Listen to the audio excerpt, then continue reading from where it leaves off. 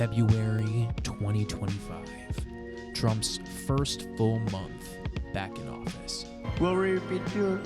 I remember a time where we didn't have to hear about Donald Trump every day.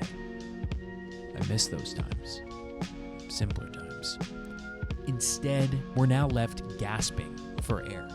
At a month of political missteps that could haunt us for months, will haunt us for months and years. Trump is governing like a king, firing off executive orders, more executive orders than any other president in history at this point, that hoard power, trash our planet, and wobble our democracy. Welcome to Told You So 10 Trainwrecks, where we break down the mess for February 2025 and every month ongoing.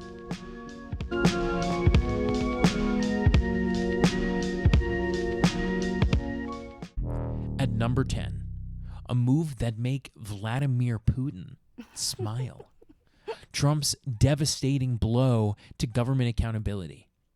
Days into his second term, he fired inspectors general and torched ethics oversight offices. And I know that technically this did begin in January, but I'm counting it as part of February as well, because A, it's important, and B, it totally bled into February, so sue me if you must. But inspectors general are the government's watchdogs, created post-Watergate. Congress set them up as independent and objective units to sniff out waste, fraud, and abuse in federal agencies. Think audits, investigations, true oversight. The Office of Government Ethics, another Watergate-era reform, sets policies for executive branch ethics, managing financial disclosures, and doing conflict of interest checks. They aim to stop those conflicts of interest, promote fair decisions, steward resources, and primarily uphold the Constitution. These are not abstract roles. Early on, the HHH Inspector General busted healthcare overbilling scams. In the 80s, the Pentagon Inspector General exposed egregious examples of wasteful spending, like $600 toilet seats and $400 hammers procured through corrupt military contracts. In the 2000s, they also investigated the NSA Trailblazer project and uncovered wasteful spending in excess of $1 billion. In Trump 2025, days after his swearing in, he fires 18 of approximately 70 inspectors general via email. No warning or anything. A mass purge not seen since Reagan in 1981, who axed 15 of them, but rehired half of them after backlash. But Trump didn't stop there. February 10th, he fires the OGE director and director of the special counsel's office, whose office handles whistleblowers. His excuse? Well, Trump downplayed the severity of firing these inspectors general because he heard they were unfair or bad at their jobs. Being classic Trump, vague and petty, but also nostalgic to when he did this in his first term. He did almost the same exact thing, just a little bit slower because he didn't know what the fuck was going on. And after that, Congress tightened the rules and strengthened the reporting requirement for the removal or transfer of an inspector general to Congress, saying that Trump must provide, or the president, but mostly Trump, a substantive rationale, including detailed and case-specific reasons before terminating an inspector general. Trump ignored it, naturally. None of this should come as any surprise, again, given that the prior OGE director simply quit in Trump's first term, saying that Trump's White House abandoned the norms and ethical traditions of the executive branch. I wish circumstances were different and I didn't feel the need to make public remarks today. You don't hear about ethics when things are going well. You've been hearing a lot about ethics lately. I need to talk about ethics today because the plan the president has announced doesn't meet the standards that the best of his nominees are meeting and that every president in the past 4 decades has met. The president has a right to get in there who he wants, says Tom Cotton, which I find interesting because he's previously held up Barack Obama's ambassadorial nominees as a political tool. Lindsey Graham, another idiot, finger wags, but shrugs. He even admitted that Trump broke the law. Susan Collins, for what it's worth, at the very least said, I don't understand why one would fire individuals whose mission it is to root out waste, fraud, and abuse. highlighting the hypocrisy coming from this administration, who's made those 3 words a primary tagline for themselves.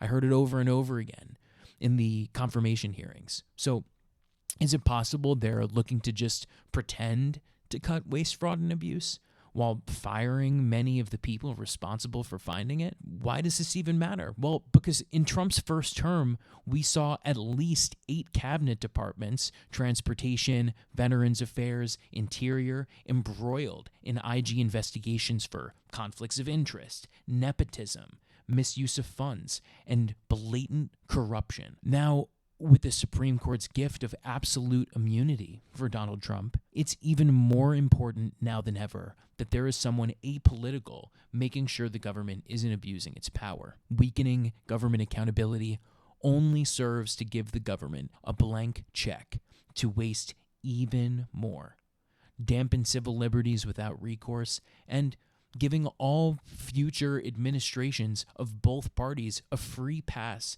to engage less ethically than they would otherwise, giving all Americans on either side of the aisle plenty to worry about going forward. This can and will be used as a weapon, make no mistake about that. And it's particularly troubling, in my opinion, when Elon Musk is trifling in each agency with obviously a massive amount of financial conflicts of interest, not only being a major recipient of government subsidies, but a billionaire with his hand in many pots. On February 12th, 8 of the fired inspectors general sued the Trump administration, so we'll keep an eye on that going forward and see what the result is there, but I won't hold my breath. At number 9, a gut punch to our planet's last gasp against climate collapse. Trump yanks us out of the Paris Climate Accord. The Paris Climate Accords is a monumental pact between 194 states and the European Union, collectively accounting for 98% of global greenhouse emissions. The mission: cap global warming at 2.7 degrees Fahrenheit above pre-industrial levels, or at least keep it well below 3.6 degrees. That's essentially the line between manageable chaos and a total meltdown. When it was signed in 2015, it was a fucking miracle, bringing together world actors who may disagree on most issues, but aligned on one critical priority: the urgent need to protect our planet's climate. Before this accord, only a handful of countries had committed to modest, half-hearted CO2 cuts, but nowhere near enough. And this pact changed everything until Trump decided to torch it again, throwing its efficacy into the water. Trump justified his withdrawal by complaining that nations like China and India weren't doing enough. And sure, China's the world's biggest polluter right now, but it's also leading in solar panel production, and it's investing billions to be on the forefront of renewable energy capacity as well. And similarly, India is rapidly expanding its renewable energy capacity, with plans to add over 30 gigawatts of solar power in 2025 alone. Critics of the agreement must consider is that developing nations need time to catch up economically while transitioning to cleaner energy sources. The U.S., as the largest historical contributor to global emissions, has a moral responsibility to lead by example. If we fail to act, others have an excuse to follow suit, and those who do lead by example, like China, will leave us in the dust concerning the advancement of industry, where I remember a time the U.S., well, I guess I wasn't even really alive, but the U.S. used to be innovators and accelerators of innovation. Think about going to the moon for the first time. And while the agreement is obviously not perfect, it's better than nothing. It's a symbol that the world can work together to achieve a better result for the entirety of the planet. If the climate accord fails to achieve its goals, we all face deadly consequences. Deadly heat waves, stronger hurricanes, massive wildfires, prolonged droughts, chronic flooding in cities like New York, and widespread crop failures driving up food prices. Diseases like Zika on steroids will spread wider and longer. Republicans love to scream safety first, tossing the Pentagon blank checks and allowing it to fail constant audits, but you can't ignore this. A sick planet is a safety crisis here and abroad, with wars brewing over the last arable scraps of land. We're all losers, or we're all winners. No in between. 2 recent studies show that we're already likely to breach the climate agreement goal of restricting global warming to 1.5 degrees Celsius, with a 60 to 80% chance that that threshold has even already been crossed after we've had 12 consecutive months of warming. And once we reach 18 months, it becomes virtually certain. Critics argue that the economic costs of the agreement and abiding by it are too great, but they deny that the government getting behind the winds of change and investing in renewable energy and nuclear energy isn't just an expense, it's an economic opportunity that creates middle-class jobs while driving down energy costs for consumers. And that doesn't even factor in that the cost of not doing these things is far greater than the cost of sitting idly by. We're talking hundreds of billions in disaster recovery, unaffordable insurance rates as risks skyrocket, and power grid failures.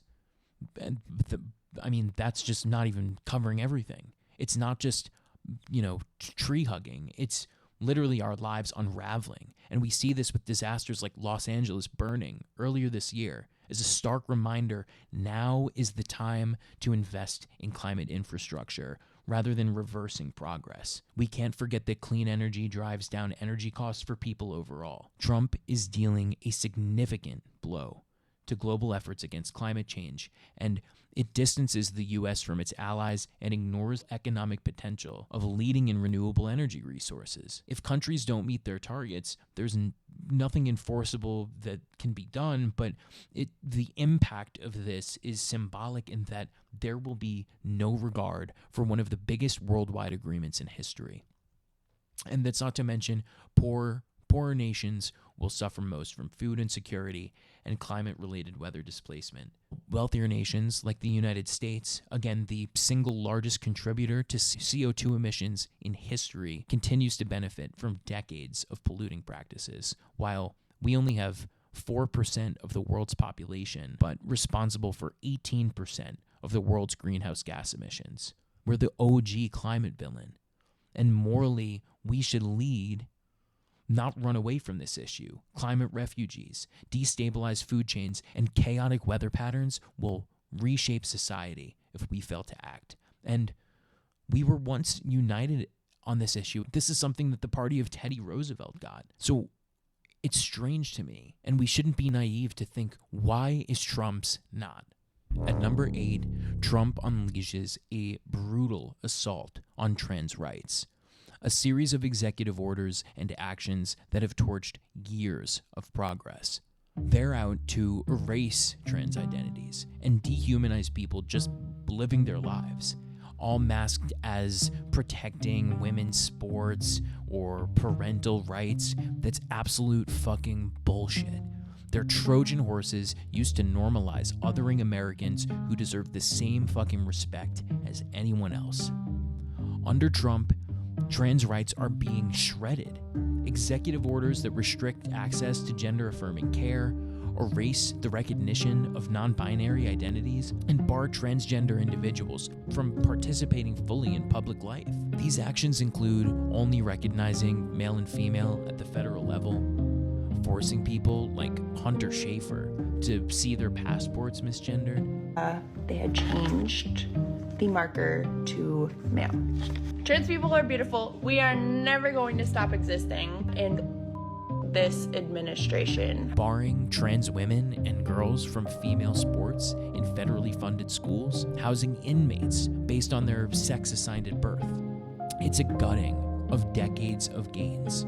Even just before, the Biden administration enacted federal sex discrimination protections to include gender identity. Some states provide Medicaid coverage for gender-affirming treatments, and transgender individuals were allowed to serve openly in the military without fear of explicit repercussions. But Trump's turning back the clock, not just the past 4 years, but for decades. Rewind to 1975, where Minneapolis passes the first trans-inclusive rights law. In 1977, New York courts let Renee Richards participate in the U.S. Open. In 2014, the Affordable Care Act banned gender identity discrimination in state health exchanges. In 2015, courts said it applies to insurance providers as well. 2016, the Fourth Circuit backs Gavin Grimm, the first appeals win for trans students under federal law. And in 2020, Trump's own Supreme Court pick, Neil Gorsuch, wrote the majority opinion in Bostock, saying that sex discrimination laws protect gay and trans workers. Decades of sweat, blood, and wins completely trashed. Trump's crew claims this protects women's rights and women's safety. They often use inflammatory language, describing gender-affirming care as chemical and surgical mutilation, despite widespread medical consensus supporting these treatments. They claim that people's preferred pronouns is a violation against their own First Amendment rights. Transgenderism will soon be the justification for suspending all freedom of speech. However, these justifications are rooted in simply fear-based rhetoric rather than evidence, ignoring widespread medical consensus supporting gender-affirming treatments as essential healthcare. These actions disproportionately target a small population that already faces higher rates of discrimination, violence, and mental health issues. After decades of progress, Trump's policies not only threaten transgender individuals, but also the broader principle of equal rights for all, something guaranteed to us in our contract as Americans. Let's dig into this a little bit more. Trump's ban on federal funds for gender-affirming care hits everyone under 19, so lumping in 18-year-olds as children. It's a machete to treatments the American Medical Association and the Pediatrics Academy call essential. Hospitals have already halted care in response to this order because they don't want to be in violation of the law, leaving patients without treatments they've relied on for years. And with the party of facts over feelings and party of freedom, you'd think interfering with evidence-based medical practices and decisions that should be made between patients, families, and doctors would agree, not to try and dictate people's lives through political ideology. Administration's directive to define gender strictly as biological sex imports passports, visas, and other federal documents, effectively outing trans people whenever they present official documents that don't align with their gender identity, putting them in an unnecessarily uncomfortable position they should not be forced into. Also a dangerous one as well, given the hatred and acceptable vitriol that has been thrown their way in recent years and accepted by people, where they just shrug their shoulders. This policy also erases references to trans people from government websites, starting from the LGBTQ+ acronym. They claim that this is only about sports, but then these policies are simply just an effort to erase transgender people from public life, and it breeds discrimination. These policies severely impact the mental health of transgender individuals who already face disproportionately high rates of anxiety, depression, and suicidality. Access to gender-affirming care is crucial for their well-being and sense of self, yet these orders effectively cut off that lifeline for many. Personal safety is also a risk because these policies embolden discrimination and violence against trans people, a reality underscored just weeks ago by the brutal and disgusting murder of Sam Nordquist in New York after prolonged torture by sick, warped, disgusting animals. Eroding protections for trans individuals will exacerbate workplace discrimination and limit their educational opportunities. Limiting trans athletes in sports, especially in cases with minimal stakes, like middle school and high school, excludes them from an important facet of society while denying them potential scholarships and career paths. This isn't about fairness. It's not fairness. It's erasure. These attacks only serve to undermine civil liberties and equality under the law. Every American should stick up for them. It's a dangerous, dangerous precedent for targeting marginalized groups without recourse. I thought the Republican Party was supposed to be the party of freedom and individual rights, yet their impact, they're looking to exert their will, their closed-minded view on everyone else around them. There's a flicker of hope in the sense that 4 lawsuits have slammed temporary blocks on these orders. Some federal judges are calling bullshit as well. Overreach, harm, and shaky excuses. We'll continue to watch, but it just seems like Trump's train wreck is going to continue to go on.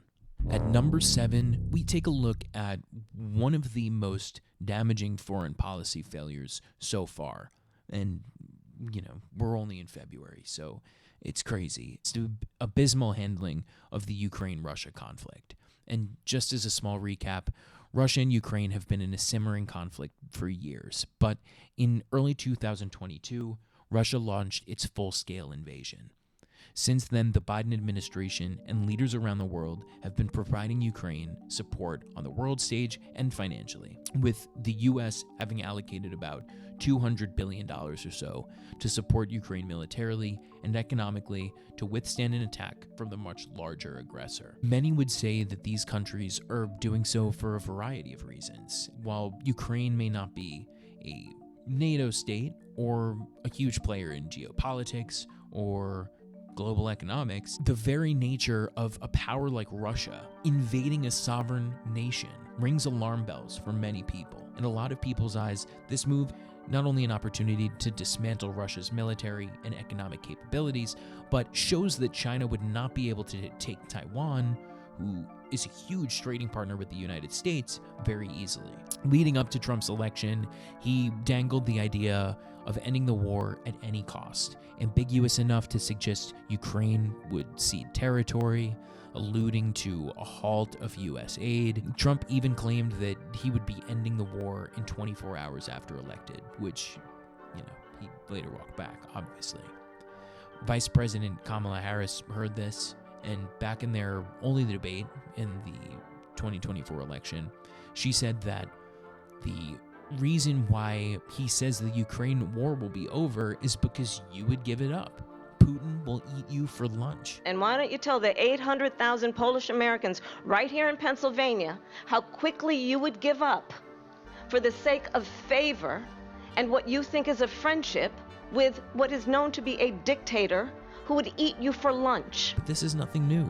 Hillary Clinton, not my favorite person, also had voiced her concerns that Russia would be sitting pretty with Trump in office. Well, that's because he'd rather have a puppet as president of the United States. No puppet. And it's pretty clear. You're the puppet. It's pretty clear you won't admit that the Russians have engaged in cyber attacks against the United States of America, that you encouraged espionage against our people, that you are willing to spout the Putin line, sign up for his wish list, break up NATO, do whatever he wants to do. It does seem that their speculation wasn't completely baseless. And first starting things out by trying to leverage Ukraine's dire situation, saying he wants to extract rare earth minerals for the U.S. And I won't agree that this is obviously a practical benefit to the United States, but the ethics of it is obviously terrible, trying to take advantage of people who are clearly going through it. He outright said that he would not support Ukraine's goal to restore its pre-2014 borders, which again may not be the most impractical take here, but if we're talking about providing Ukraine, our ally, leverage in ending this crisis, this kind of rhetoric that just diminishes their position does nothing to accomplish that. On February 18th, he lied, stating that Russia started the war with Russia, and then a day later blamed Zelensky for starting the war. By February 21st, he then ramped up his outright disdain for Zelensky and said that the Ukraine did not even need to participate in negotiations to end its own war. And over that same week, he continued hammering down on Zelensky, calling him a dictator without elections, which he isn't, and all while refusing to acknowledge that Putin himself is a dictator. This rhetoric clearly paved the way for some wild exchanges with European leaders Keir Starmer and Emmanuel Macron, the latter of which corrected Donald Trump and kind of big broed him. Europe is loaning the money to Ukraine. They get their money back. No, in fact, to be frank, we paid 60% of the total efforts, and it was through, like the US, loans, guarantee, grants, and we provided real money, to be clear. And also said that he didn't remember calling Zelensky a dictator a few days after calling him one. A dictator without elections. Zelensky better move fast or he's not going to have a country left. Did I say that? I can't believe I said that. Next question. Neither of these conferences amounted to the one with Zelensky himself, created with the intention of Zelensky signing the predatory minerals agreement, but instead resulted in Trump and Vance attacking Zelensky in front of the world and the press, saying that he was being disrespectful for not thanking the United States and something. All while Trump sat there. Far more than a lot of people said they should have. Have you said thank you once this entire meeting? No, in this entire meeting you said thank you. Trashed Biden and Hunter Biden. Nothing to do with it. It came out of Hunter Biden's bathroom. It came out of Hunter Biden's bedroom. Smiling along to questions about Zelensky not wearing a suit. But it all worked out perfectly for Trump because he was able to leverage this disaster into an excuse to halt aid to Ukraine, even temporarily, citing that Zelensky doesn't want peace with Russia, which that's not true. Zelensky wants a lasting peace, not temporary peace. And naturally, this could not have been handled any worse. It's lowered trust for the U.S. abroad, with leaders looking to find their own way to continue without the United States' involvement. After we've been a committed ally to Ukraine and its fight for democracy for the past 3+ years. We have gone from actively engaging with Russia in a fight against communism, all to side with China and Russia concerning a UN resolution on standing with Ukraine. Supporters say that Trump wants peace. He wants peace. But let's be real. He's exploiting Ukraine's crisis to benefit himself politically and financially, handing Putin exactly what he wants. Using Ukraine's weak position to siphon whatever value may still remain on their land. Taking credit for ending a war, despite that ending being wholly in favor of the aggressor, and not just the aggressor, one of our primary adversaries. Trump's actions so far have only made the U.S. look like idiots and made Vladimir Putin look like Trump's puppet master.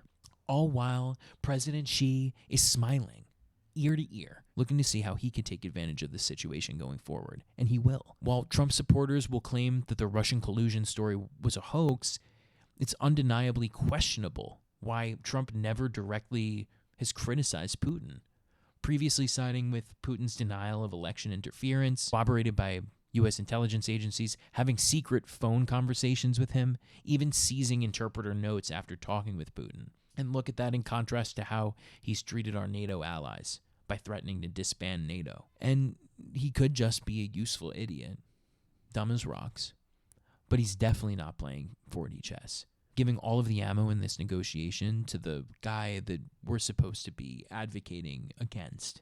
That does not seem like smart negotiating to me. I don't know. At number 6, Trump and Musk have teamed up to shred the Consumer Financial Protection Bureau, another calculated move to protect the rich at our expense. It's not just a budget cut. It's not just saving money. It's a direct assault on consumer rights and a clear attempt by Trump to consolidate power. The CFPB, pioneered by Senator Elizabeth Warren and established in 2010 under the Dodd-Frank Act in response to the 2008 financial crisis, was designed to shield consumers from predatory banks, lenders, and credit sharks. Since its inception, the agency has faced relentless scrutiny from the right, with legal challenges targeting its governance and funding structure. Despite this, the CFPB has enforced compliance on major financial institutions, handled consumer complaints, and returned about $21 billion to defrauded Americans. And while imperfect, it's helped put big finance in line. The 2008 financial crisis exposed systemic failures in regulating predatory practices by banks, mortgage lenders, and credit agencies. And the CFPB was the answer. Its absence leaves consumers vulnerable to unchecked corporate misconduct, and states most too broke or weak get stuck with the mess. In Trump's first month, he took drastic steps to weaken the CFPB, halting its operations, laying off staff, and blocking enforcement actions. Acting Director, Project 2025 fucking weirdo, Russell Vought, remember when they claimed not to know about that? Ordered CFPB employees to stop investigations, enforcement activities, and rulemaking. effectively shutting down the agency's primary functions. Staff were also locked out of their phones, offices, and laptops. And the executive has also attempted to defund the CFPB by redirecting funds back to the Federal Reserve, arguing $700 million budget is excessive. And while they claim this is an effort to roll back government overreach, it is also an attempt to violate the checks and balances of our government in a pattern of refusing to dole out the cash Congress has allocated. Naturally, this has brought legal challenges, some of which have since failed, as federal courts have said that there was no final agency action to delete its funding, a necessary condition for judicial intervention under the Administrative Procedure Act, the law that governs all of the administrative agencies of the executive under the purview of the president. Now, despite temporary pauses on layoffs and the deletion of CFPB databases, Republicans in Congress are doubling down, with Senator Ted Cruz introducing Defund the CFPB Act to eliminate its funding entirely. Like many of these things, it shouldn't come as any surprise, as in Trump's first term, CFPB enforcement dropped significantly, with cases dropping by more than 50% compared to Obama's administration. His playbook is crystal clear. And while it's likely that many institutions will keep their general changes in place post-CFPB initiation out of fear of the dynamic landscape of American politics, where if a Democrat were to win in 2028, efforts would likely be made to revamp the CFPB immediately, and for good reason. Companies don't want to be at risk of being in violation of the law. It still does only make sense that there will be at least some resurgence in predatory lending practices, hidden fees, and discriminatory policies hard to catch on paper. Suspension of the CFPB's consumer complaint system, which handles approximately 25,000 complaints weekly, will severely limit recourse for individuals facing financial harm. Dismantling this institution only emboldens the same kinds of risky and unethical behaviors that led to the last economic collapse, and bolster financial instability if this behavior is left unchecked. Make no mistake, vulnerable communities, particularly low-income and minority populations, would bear the brunt of these changes, exacerbating economic inequality and benefiting the world's wealthiest people. So when Trump wants to say that he's for the average American, I think it's very crucial to look at the actions he's taking and the organizations that he's dismantling. At number 5, we can't forget Trump implying the U.S. should own Gaza. Palestinians forced out, claiming that they don't want to live there. Really good, where they wouldn't want to return. Why would they want to return? It'll be revitalized, yet somehow they'd flee. It's fucking bullshit. It just sounds like ethnic cleansing with extra steps. And this statement is in a long line of Trump's talks of annexing Canada and Greenland. But given the situation in Gaza, this is kind of just a different level of warped, and clearly has geopolitical ramifications, and also an outlook on what Trump may be feeling about the future of the region. Forcing 2 million Palestinians from their home isn't just unethical, it's illegal under international law. And let's not forget, Egypt and Jordan have already said that they're not taking displaced Palestinians. So where does Trump think that these people will go? Since Hamas's attack on Israel on October 7th, 2023, Gaza has been a slaughterhouse. Israel's relentless bombs, fueled by U.S. missiles and billions in aid, have killed approximately 50,000 Palestinians, most of whom are civilians, most of whom are women and children. This shoebox-sized strip, one of the densest places on Earth, is now ash.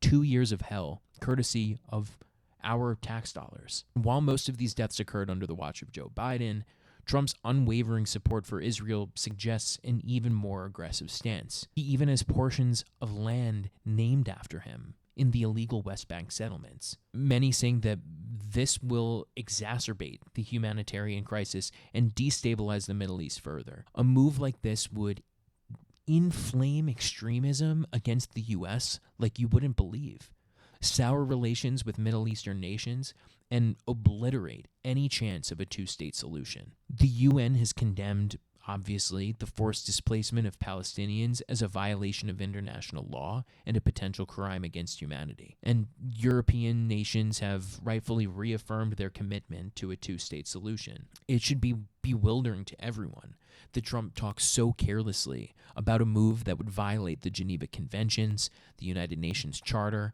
and diminish our credibility abroad. And no one loves this plan more than Iran, because it'll just help them rally anti-U.S. sentiment across the region, sentiment that would inevitably flourish with a migrant crisis, and it will continue to diminish U.S. standing as a global leader. Mike Johnson, of course, glazed Trump for this proposal. It's genius. It's genius. And Rand Paul, for whatever the fuck this is worth, said that it contradicts Trump's America First rhetoric, which it kind of does. Polls show that a strong majority of Americans oppose this idea. 62% saying hell fucking no. Even conservative think tank, the Brookings Institute, has noted that it would violate numerous international treaties and expose Americans to sanctions and legal risks abroad. Trump's people will just again argue that this is some sort of negotiating posture that he's creating.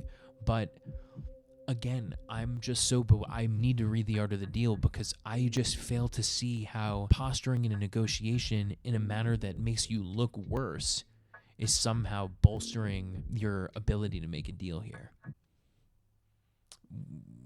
We'll see how this ends up turning out, and we can already tell by what's happening in March, which we'll get to in a few weeks, that it's not going much better. At number 4, Trump sets his sights on one of the bedrocks of American identity, birthright citizenship. Baked into the 14th Amendment, upheld for over a century. It's simple. Born on U.S. soil, and you're a citizen. Yet, Trump has issued an executive order attempting to strip this right from children born after February 19th, 2025, if neither parent has U.S. citizenship or permanent residency. This should scare everyone. It marks an unprecedented attack on constitutional protections. And unlike the judicial undoing of Roe, this move relies solely on executive power to challenge a bedrock of American democracy. Legal scholars are rightfully calling it bullshit, flat out unconstitutional. But Trump will fight this in court.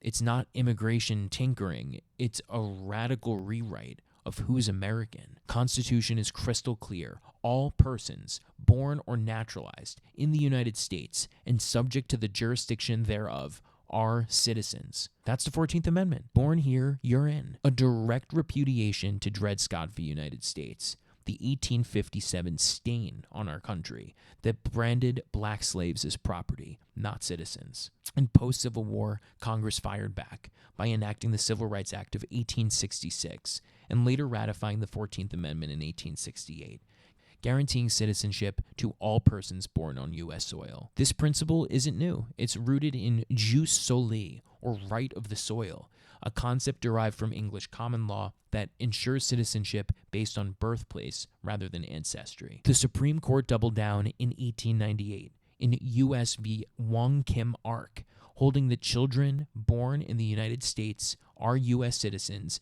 and being born to alien parents was not one of those exceptions. Fast forward more than 100 years later, and Trump is seeking, 100 years later, and Trump is seeking to redefine what it means to be American.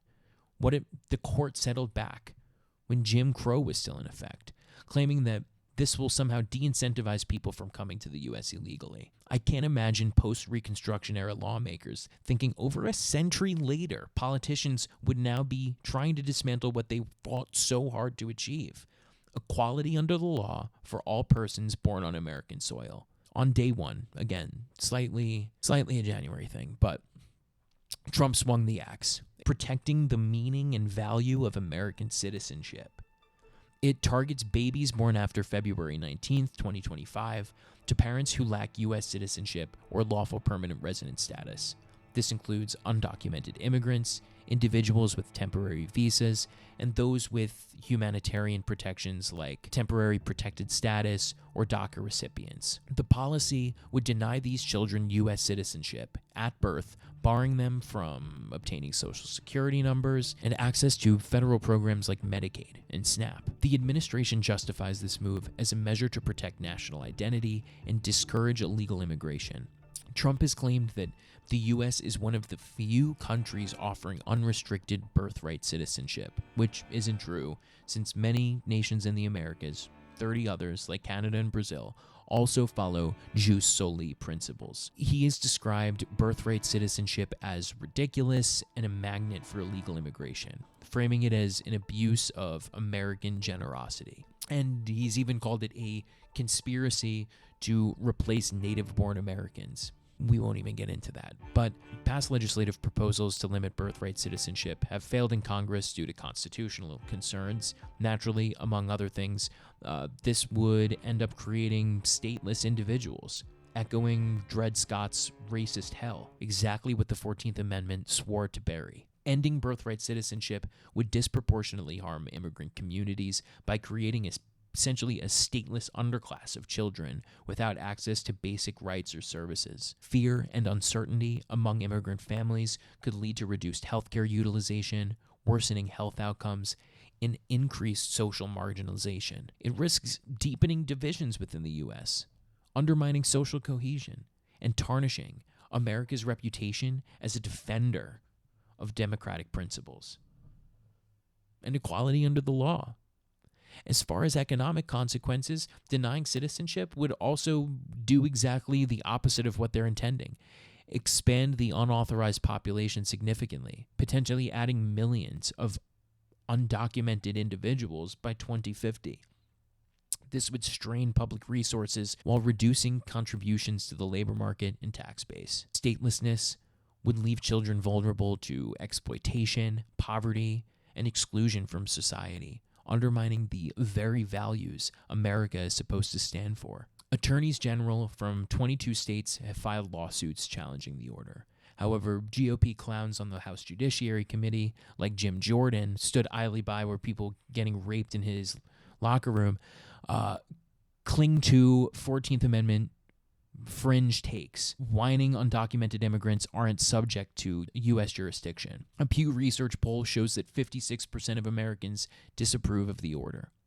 And lucky for those people, federal judges in Maryland, Massachusetts, New Hampshire, and Washington slammed down nationwide injunctions, calling it blatantly unconstitutional. But Trump's begging the Supreme Court, filed March 13th, to save his ass. But even with his conservative cronies, I do think that he's likely to get screwed. Because I've showed you, the Constitution's words are clear as day. Trump's attempt to dismantle birthright citizenship is not only legally dubious, it's a dangerous step toward redefining American identity. Is it really about protecting our nation? Or is it a bid to reshape the American fabric at its very core? At number 3, Trump's juicing up the death penalty, weaponizing government power, gutting constitutional protections. This is not about public safety. It's a sick ideological game targeting specific groups. By expanding capital punishment and ramming through mandatory sentences, he's torching human rights and legal norms with a grin. Trump's new executive order expands the scope of the death penalty in unprecedented ways. It aims to target crimes by undocumented immigrants and cop killers. It orders the Attorney General to evaluate all of Biden's death penalty commutation recipients, ensuring their prison conditions match the severity of their crimes, and even considers referrals for state capital charges, essentially looking to loophole their way out of the commutation from Biden. It also calls on the Attorney General to push state and local prosecutors to pursue additional death penalty cases, and it directs efforts to overturn existing precedents that limit the authority of state and federal governments to impose capital punishment. Let's cut the bullshit. There's no evidence the death penalty stops crimes. Studies consistently show that murder rates are no lower in states with capital punishment compared to those without it. Instead, it exploits fears and systemic biases to expand government power to play God. By weaponizing capital punishment, Trump's administration risks amplifying racial disparities, wrongful convictions, and systemic injustices that are already inherent in the death penalty system. This expansion also blatantly violates the Eighth Amendment prohibition against cruel and unusual punishment.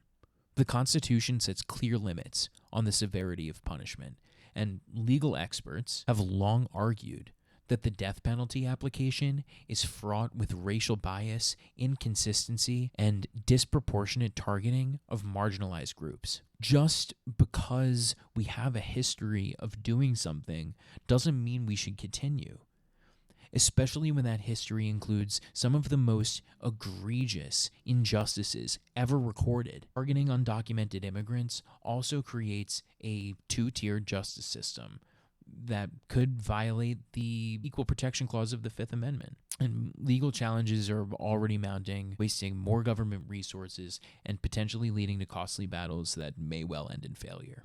Over two-thirds of the world's countries have abolished the death penalty in law or in practice, recognizing it as a violation of human rights and an ineffective deterrent. Instead of allying with nations like Saudi Arabia or Iran, known for their extreme use of capital punishment, the U.S. should be leading efforts in criminal justice reform.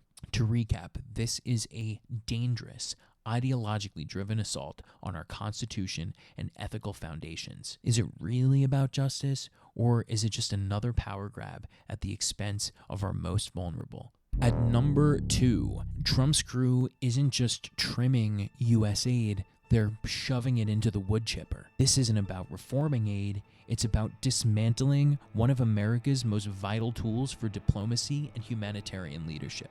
By cutting over 80% of USAID programs, Trump has initiated a radical departure from U.S. humanitarian efforts, with far-reaching implications for global stability, soft power, and America's standing internationally. The U.S. Agency for International Development was kicked off in 1961 by JFK, born from the Foreign Assistance Act.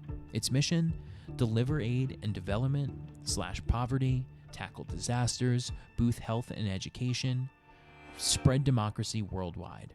USAID has been instrumental in fostering global stability and advancing U.S. interests through soft power, often serving as a counterbalance to military intervention, which the U.S. knows all too much about. It was a Cold War chess piece. Prop up shaky states, choke totalitarian regimes, and grow economies. Decades on, it's America's humanitarian backbone. Disaster relief, with tsunamis in Asia. Ebola's 2014 hell in Africa. Democracy, post-Soviet turf. It built goodwill, alliances, America's reputation as a decent power. This administration has proposed either folding USAID into the State Department, politicizing its operations, or dismantling it entirely. And Trump's crew isn't just slashing USAID, they're chainsawing it to bits, as Elon Musk demonstrates. The chainsaw for bureaucracy! Chainsaw! After a 6-week review, they've axed over 80% of its programs, torching thousands of grants with HIV meds, TB care, maternal health, disaster relief, gone. Rubio has defended these actions as aligning foreign aid with America First priorities, but critics argue this is a thinly veiled attempt to repurpose USAID for political objectives, and that this only creates a vacuum for rivals like China and Russia to fill in. Elon Musk's Doge has been accused of bypassing congressional oversight by accessing sensitive information and setting up private servers to manage aid programs. This unprecedented involvement by unelected individuals raises serious concerns about transparency and accountability in U.S. foreign policy and U.S. foreign aid policy. The dismantling of USAID has sparked numerous legal battles. A federal judge recently ruled on March 18th that Musk's actions likely violated the Constitution and blocked further cuts to the agency. The administration has been ordered to reinstate email access for USAID staff and reimburse outstanding payments for humanitarian work. USAID has historically operated as an independent agency, ensuring that foreign assistance is delivered based on need rather than political agendas. Integrating it into the State Department could transform aid into a tool for advancing short-term geopolitical interests. Not that Trump is any stranger to that. Rewind to his phone call with Zelensky. Undermining the U.S. role in fostering long-term global stability. Unelected hacks like Musk's Doge crew calling shots guts democratic checks. Decisions made without congressional oversight risk prioritizing private interests over humanitarian needs, further compromising the integrity of U.S. foreign assistance. Russia and China already leverage foreign aid to expand their influence in regions like Africa and Asia. The loss of USAID programs signals an abdication of U.S. leadership in global development. Legal scholars are screaming. Trump's USAID gunning breaks the law, shredding a Congress-built agency with zero authority, with experts labeling it a blatant overreach of executive power. Is this a necessary evil or a dangerous power grab that will leave vulnerable populations without support? And before we get to the top spot, I just want to take a moment to highlight a few other controversial moves that deserve attention that we will likely end up getting into in the future. But Musk's Doge workforce optimization is gutting agencies, mass layoffs and reorganization orders. The Trump administration escalated its trade war by threatening tariffs on China, Mexico, and the EU. Retaliatory measures from these nations sparking economic uncertainty, with industries like agriculture and manufacturing bearing the brunt of Trump's fucking mania. Meanwhile, the Department of Justice's Tiger Team, give me a fucking break, is finalizing proposals to weaken Section 230, a foundational law protecting online speech. The move could force platforms to overcensor content out of liability fears, stifling free expression and innovation. And don't forget, Trump personally barred the Associated Press reporters from key White House events, citing editorial disagreements over terminology like Gulf of America. This unprecedented restriction has been widely condemned as an attack on press freedom and the First Amendment. Remember, this is the party that loves the First Amendment, though. They don't let you forget that. And finally, at number 1, Trump's mass deportation campaign doesn't just target undocumented immigrants. It rips families to shreds, guts communities, and even snares American citizens. Trump swore him and border czar Tom Homan would only target criminals. Bullshit. Their definition of breaking the law casts a much wider net. As I explained in my analysis of Homan's policies in my last episode, which I definitely recommend, this includes anyone without permanent residency, temporary residency, or legal status, violent or not. Trump's test, well, you can just tell who's bad. 50-year-old Yolanda crying out to her children, "They're going to take me, they're going to take me," as agents arrested her outside her home in El Monte Monday. I just feel alone. I feel lost. Her 21-year-old daughter, Citlali, unable to walk, had to be carried out of the car to talk to us about her brother and mother. U.S. deportation policies have evolved significantly over the decades. Under George W. Bush, deportations intensified with the creation of the Department of Homeland Security and its enforcement arms.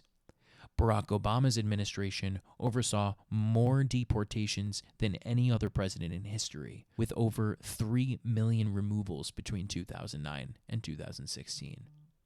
However, Obama also prioritized deporting individuals convicted of crimes, while also implementing DACA to protect certain undocumented immigrants from deportation. Trump's approach diverged sharply, promising mass deportations on day one and targeting broader categories of undocumented immigrants, including those without criminal records. Trump's appointment of Tom Homan as border czar this year underscores this evolution. Homan, a sick fucking creep, has vowed to lead the largest deportation operation in U.S. history, expanding expedited removals nationwide and targeting entire families for deportation. Trump's efforts reflect his increasingly punitive and indiscriminate stance on immigration enforcement. While framed as necessary for border security, his approach has drawn criticism for its logistical challenges and humanitarian consequences, as well as its reliance on policies like family separation and detention camps. Trump's deportation machine has gone feral. Mass raids smashing sanctuary cities, hitting schools, hospitals, churches, completely torching old protections. Deportation quotas have been set at 1,200 arrests per day, double the highest daily average under previous administrations. And detention facilities are being reopened and expanded to accommodate families. The use of expedited removal allows for deportations without hearings before immigration judges, bypassing significant due process protections.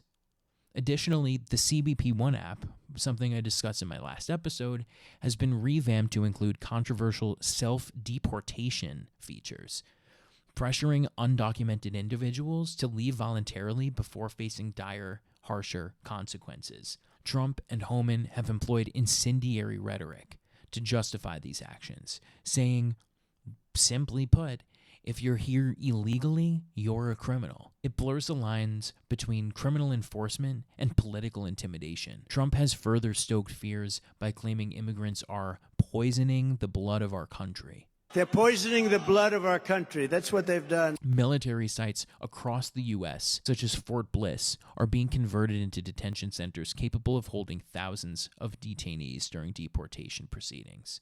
Proposals from Eric Prince's group to build processing camps and deputize private citizens for enforcement should raise serious concerns about transparency, accountability, and human rights violations.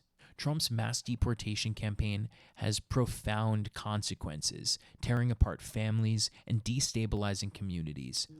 Nearly 4 million U.S.-born children live with at least one undocumented parent, and deporting these parents risks leaving millions of children without caregivers, leading to emotional trauma, instability, and food insecurity. Studies show that family separations cause long-term psychological harm to children, including anxiety, depression, and behavioral challenges. Imagine for a second having your father or mother taken out in handcuffs in front of you as a little kid after they didn't hurt a single person. Additionally, undocumented immigrants contribute significantly to key industries like agriculture, where they make up 73% of the workforce, on top of construction and hospitality. Deporting millions would exacerbate labor shortages, disrupt supply chains, and drive up costs for goods like food and housing. They also contribute billions in taxes, $46.8 billion in federal taxes and $29.3 billion in state and local taxes,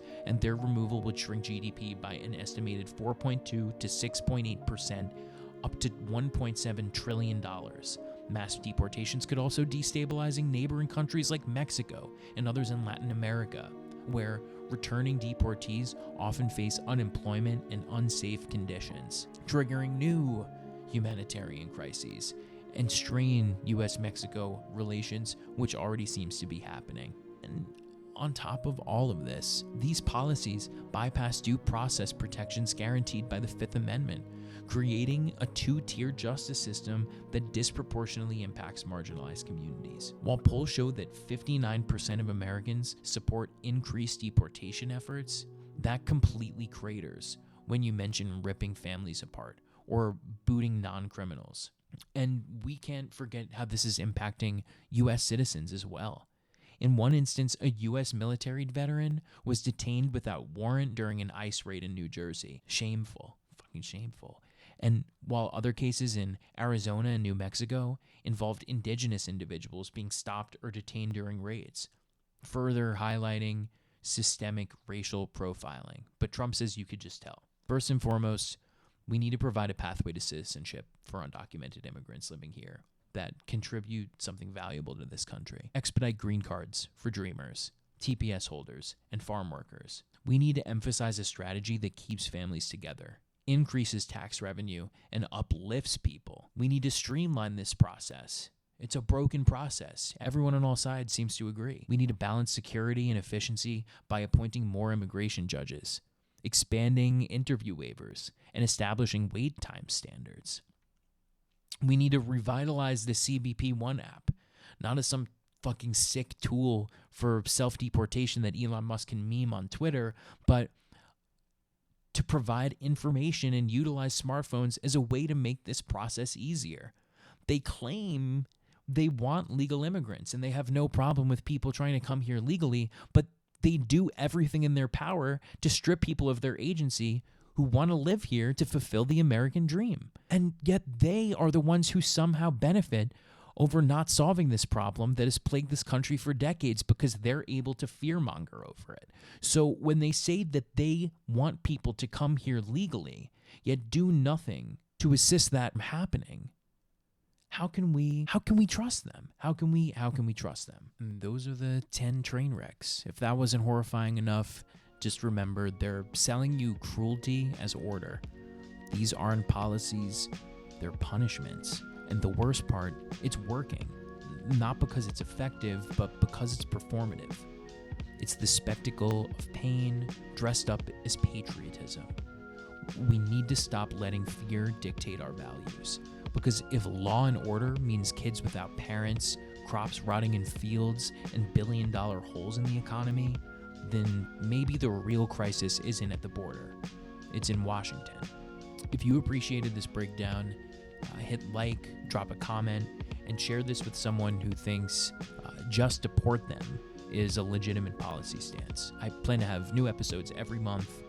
Subscribe here on YouTube at Vorlian, and follow me on Instagram and Threads at Told You So Show, and on my main account, again, at Vorlian, where I post most of my unfiltered takes.